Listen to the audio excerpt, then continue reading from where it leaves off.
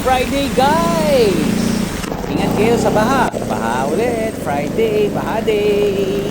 So ngayon, dadaan kami dito sa sikat na lawa sa San Fernando, Pampanga. Jose Abad Santos Avenue. Ngayon medyo mababaw pa siya pero sigurado ko mamaya ay pwedeng may lumutang dito na kaya ingat kayo pag dadaan kayo dito. Kaya tingnan mo tong 4x4 na kaharap ko na pickup.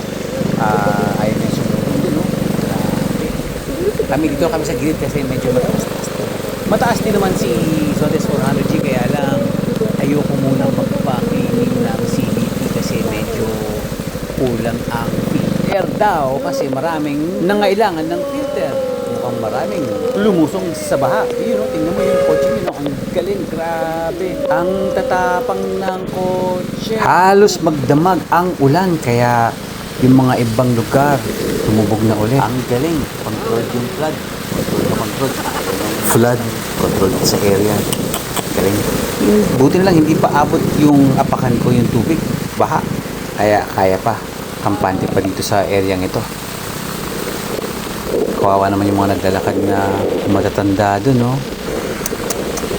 Ay, at least pair by pair sila naglalakad. Pugas kayo ng paa at alcohol. At grabe ang traffic dito. Masyadong matraffic pa MacArthur Highway. Ingat.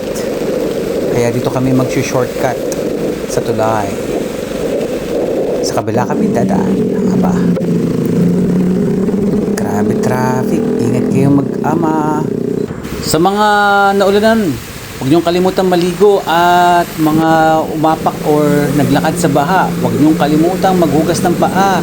Lagyan ng alcohol at patuyuin agad. Ingat po sa leptospirosis at iba pang mga bakterya na nakukuha sa mga bahang kagaya nito. Ingat po ulit. Happy Friday! Edi wow! Like and subscribe!